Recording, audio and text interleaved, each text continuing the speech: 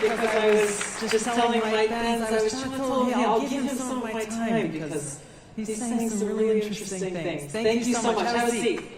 It's so great to be able to join all of you here today. This is an event I'm grateful to have been invited to year after year, and the scheduling just never worked out, and so I'm so glad to be able to come and to be able to greet you in person and just talk a little bit about the grave challenges that we face. Yes, in the work that we're doing on a daily basis, it's very appropriate that I'm following Mike Benz in this.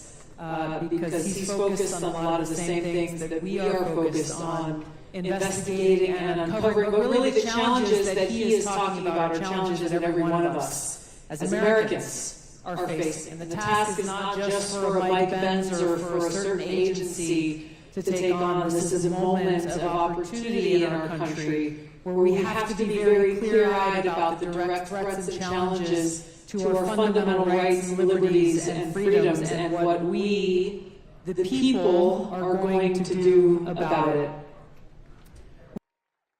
Wow. Okay, I just finished watching this speech, and I've got a lot to say about it. The speaker here, serving as Director of National Intelligence under Trump, laid out some pretty bold claims about corruption, the deep state, and the role of government. Let's break this down together. Because whether you agree or disagree, this is something worth paying attention to.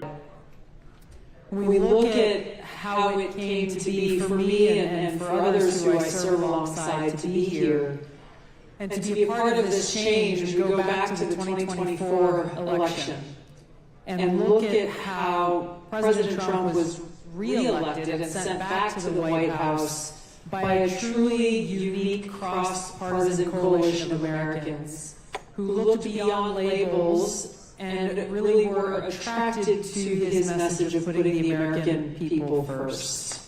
It was a resounding statement in his win of that election by a significant and historic margin, and it was a clear rejection of the status quo of the Washington elite, of political leaders who put their own self-interest ahead of the interests of the American people. It was a demand for a government of, by, and for the people. So here we are, about 7 to 8 months into this administration. President Trump has wasted no time in challenging this system, this broken system in Washington, and striking at its very root, delivering results for the American people to make our nation more safe, secure, prosperous, and free. I have the privilege of serving as America's 8th Director of National Intelligence, and President Trump has entrusted in me the mission and responsibility of overseeing the intelligence community, this sprawling network of agencies and entities that are charged with the task of providing timely and objective intelligence to the President and policymakers, free from politicization. Unfortunately, in my short 10 years here so far, we have already seen too many examples of politicization and weaponization of intelligence throughout our country's history. We look at where we are now. Over the last several weeks, we've declassified and released documents that expose how President Obama and leaders in the intelligence community knowingly manufactured a false intelligence document after the 2016 election was done, after the American people said, no, we want Donald Trump to go and be our commander-in-chief, not Hillary Clinton. And this manufactured document alleged that Russia aspired to help President Trump win the election with the aim of undermining his presidency and usurping the will and the voices of the American people who sent Trump to the White House. You look at some of the very same leaders who led this manufactured intelligence document, like James Clapper, also had a very direct hand in manufacturing intelligence on the weapons of mass destruction, the alleged weapons of mass destruction in Iraq to support George W. Bush's regime change war in Iraq. For me to be here as the 8th Director of National Intelligence and uncover how James Clapper and others like John Brennan manufactured intelligence to try to undermine President Trump's administration and presidency and the voices of the American people, and then go back to the founding of the Office of the Director of National Intelligence that came about as a result of the terrorist attack on 9/11 and the manufacturing of intelligence to support the regime change war in Iraq that George Bush led, is an interesting bookend where we find ourselves still dealing with these same issues of politicization and weaponization of intelligence.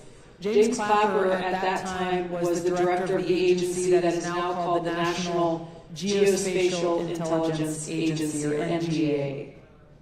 And he wrote in his book about how Vice President Dick Cheney was pushing for intelligence to support the invasion of Iraq, to support the narrative of Iraq's alleged WMDs, and to support the narrative of Iraq's alleged ties to al-Qaeda, neither of which actually existed. So in response to this, James Clapper ordered his agency to create images that Colin Powell then went on to use to support their alleged WMD narrative. And in James Clapper's words, we were, quote, so eager to help that we found what wasn't really there, end of quote. We've seen other examples, those that we know of. There are many others that I believe we don't yet know of. How leaders in the intelligence community and the FBI knowingly use false information to gain FISA warrants to illegally spy on American citizens. These are just a few of, unfortunately, what is a long list of known examples of politicization and weaponization that all point to the truth that many of us here in this room know, which is that the rot runs deep. And it's not just in the intelligence community. I've seen examples of this across almost every federal agency. And so it requires us all to confront the uncomfortable truth that we have these conspirators, these traitors to the Constitution, who are working within our government, who dangerously believe that they are not only above the law, but that they are above the Constitution and the Bill of Rights. People who believe that they have the right to undermine the duly elected President of the United States because they disagree with his positions or his policies, and that they know better. We go back to the first Trump administration and the prominent example of then former Lieutenant Colonel Vindman. And I remember being in Congress as a Democrat at the time, seeing his testimony and the testimony of others basically saying, well, we have to protect the country from Donald Trump, the person the American people elected to be the President of the United States. Whether we agree or disagree on policy is not the point. If you disagree on policy, go run for president and market your policies to the American people. It undermines our Constitution, our democratic republic, when we have people within our government who are not the President of the United States, who are not elected by the American people, taking it upon themselves to undermine ultimately the American people and the Constitution. These people have gotten away with these kinds of activities for so long because they're protected by an entire system that is built to shield their nefarious activities. And they do this with the assistance and the protection of the deep state and the propaganda media. And those of us who have been targeted by this deep state are very familiar with the tactics.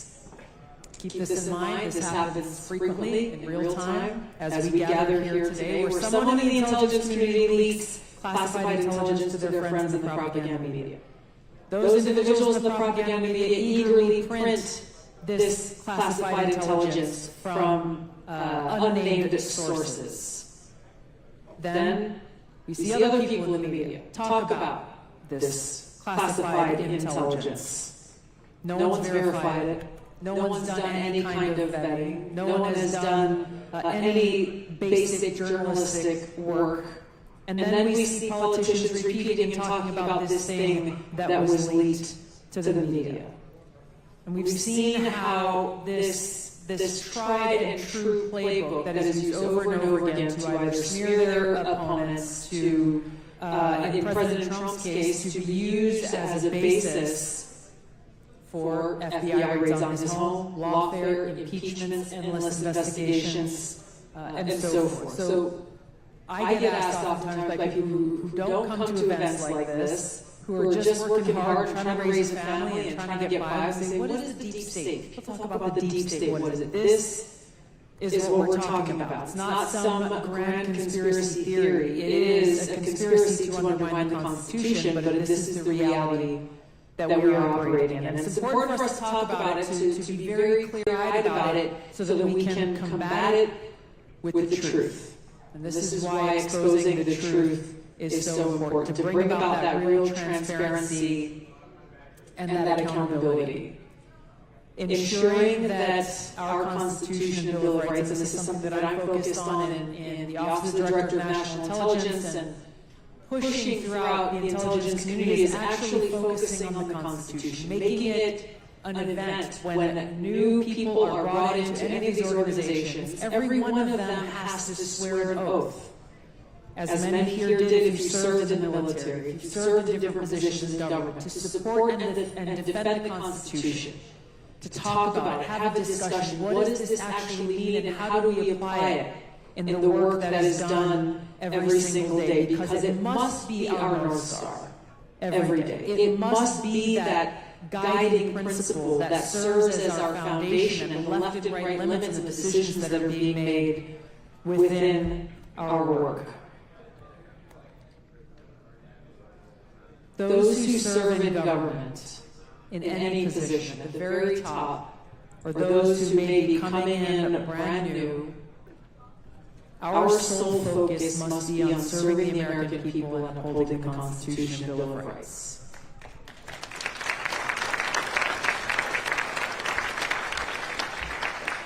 It's very, I feel, appropriate that I'm coming and speaking to you after Mike Benz and hearing at least some of the things he talked about at the end about the various attacks on our fundamental rights, freedoms, and liberties that are occurring not only here in the United States, but how these threats are coming from policies and agreements that are being talked about in multinational organizations and settings.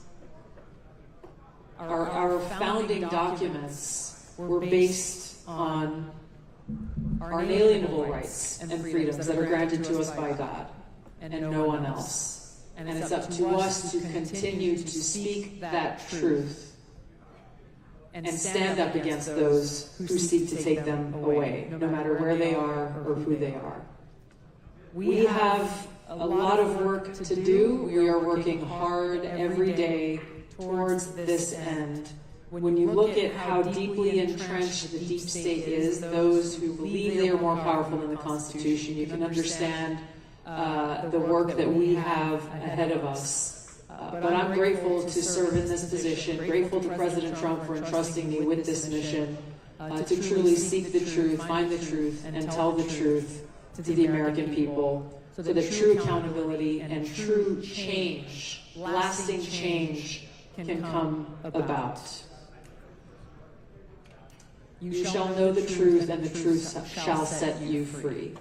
This change will only be possible if every one of us as Americans stands together and fights for it. The future of our country as a free nation is truly in our hands, and we cannot be complacent. We cannot fall asleep at the wheel and allow anyone to sneak in the back door and take it from us, literally and figuratively.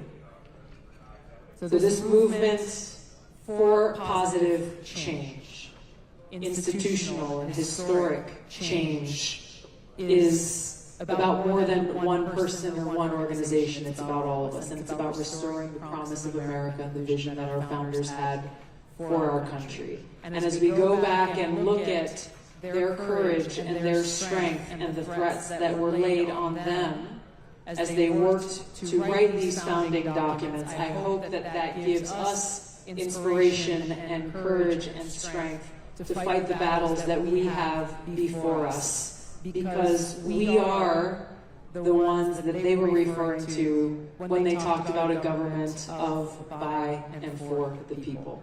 We're the only ones who can make it happen. Thank you for standing for freedom and liberty and truth. Aloha.